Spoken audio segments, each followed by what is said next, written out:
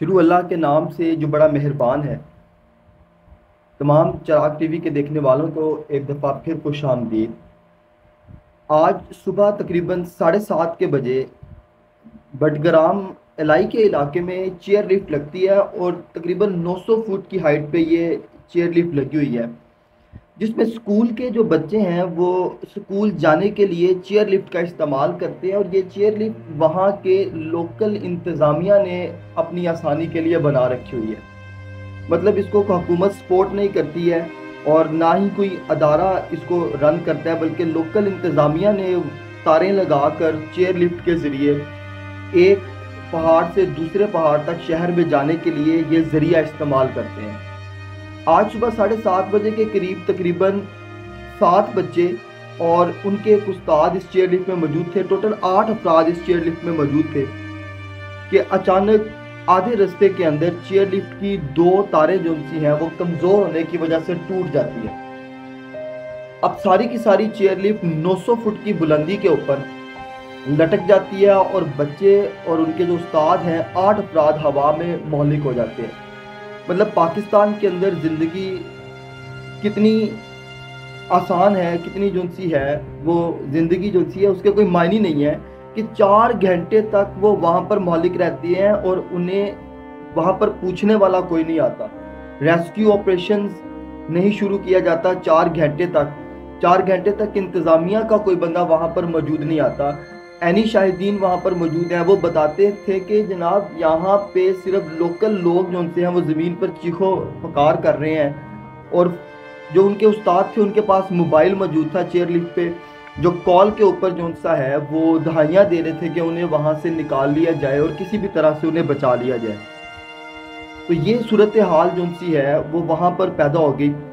پھر 4 گھنٹے کے بعد آرمی کا پہلا ہیلی کاپٹر وہاں پر آتا ہے، صورتحال کا جائزہ لیتا ہے۔ یہ بہت ہی مشکل ایک آپریشن تھا پاک آرمی کے لیے، بالکل آسان بات نہیں تھی۔ جب وہ ہیلی کاپٹر اس چیئر لفٹ کے قریب آتا ہے تو ہیلی کاپٹر جو سا ہے اس کے پنکھے کی ہوا کا پریشر بہت زیادہ ہے، جس کی وجہ سے بہت زیادہ خطرہ تھا کہ جو ایک تار بندھی ہوئی ہے وہ بھی ٹوٹ جائے۔ لہٰذا اب وہاں پر ہیلی کاپٹر جو سا اس چیئر لفٹ کے قریب نہیں لے جایا جا سکتا۔ پھر تقریباً 4 گھنٹے کی جو سا ہے وہ کوشش کے بعد 8 گھنٹے کے بعد جو سا ریسکیو آپریشن شروع کیا گیا، اور آرمی کے SSG کمانڈوز جو سے ہیں وہ تار کے ذریعے نیچے اترے،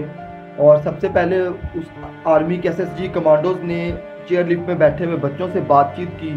انہیں سیفٹی میئرز بتائے، جو بھی ان کے انتظامات تھے، جو پروٹوکول تھا انہوں نے وہ پورا کیا، اور اس کے بعد اس آپریشن کو جاری رکھا گیا ہوا ہے۔ ابھی تک فی الحال کوئی ایسی اپڈیٹ نہیں آئی کہ کیا ان 8 بچوں کو یا ان 8 زندگیوں کو بچا لیا گیا ہے پاک آرمی کی جانب سے یا نہیں، لیکن یقینی طور پہ یہ ایک بہت ہی مشکل اور بہت ہی دل پہ ہاتھ رکھ کے حوصلے سے کرنے والا آپریشن تھا ہمارے SSG کمانڈوز کا۔ اور ان تمام بچوں کی کیا حالت ہوگی،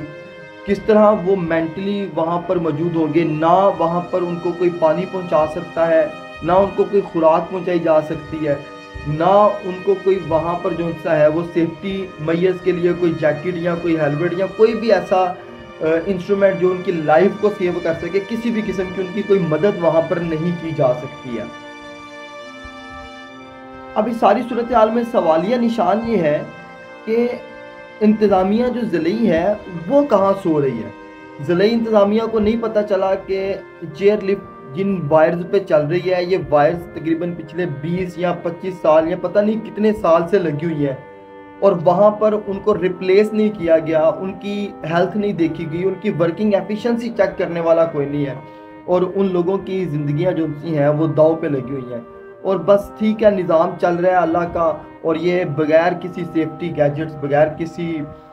جو ہے وہ انتظام کے اس چیئر لفٹ کو وہاں پر چلا رہے تھے، اور انہیں کوئی روکنے ٹوکنے والا بھی نہیں تھا۔ تو یہ ساری ذمہ داری میرا خیال ہے کہ ضلعی انتظامیہ پہ عائد ہوتی ہے کہ اگر یہ اپنے ریسورس پہ بھی وہاں پر چیئر لفٹ چلا رہے ہیں تو اس کی مینٹیننس کا خیال رکھنا ضلعی انتظامیہ کی ذمہ داری تھی، اور اس کی وائرز کو ٹیسٹ کرتے رہنا بھی، لوڈ ٹیسٹ کرتے رہنا بھی انتظامیہ کی ذمہ داری تھی کہ کیا یہ وائرز خراب تو نہیں ہو گئی۔ سالوں پہلے وائرز ڈالی اور اب دوبارہ ان کو ریپلیس کرنے کا کبھی کسی نے سوچا ہی نہیں۔ یہ تب تک ریپلیس نہیں ہوں گی جب تک کوئی انسانی جان ضائع نہیں ہوگی۔ یعنی پاکستان کے اندر زندگی اتنی سستی ہے کہ آپ جب تک حادثہ نہ ہو جائے تب تک آپ نے اپنی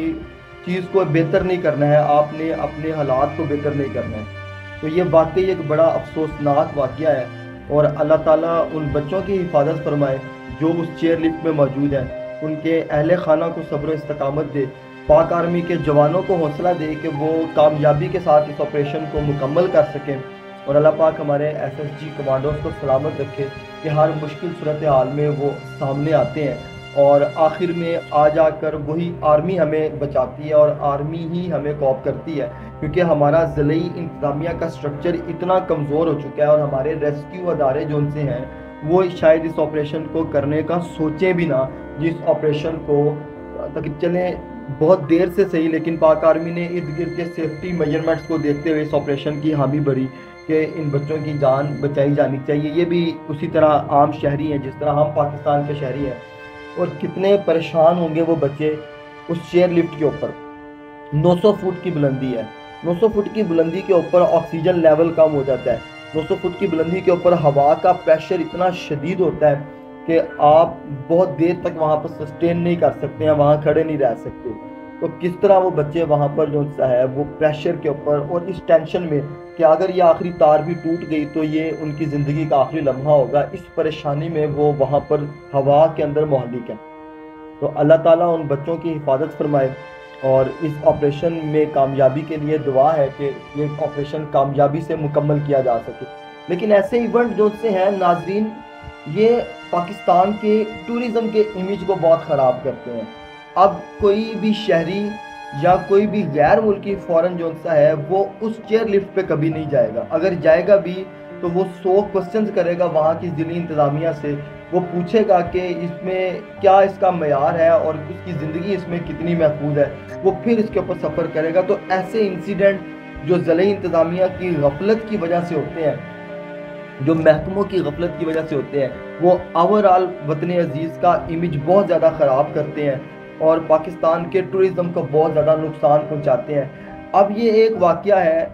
ریسکیو آپریشن جاری ہے، اللہ کرے ان بچوں کی زندگی بچ جائے، لیکن یہ کیا امپیکٹ چھوڑے گا پورے کے پوری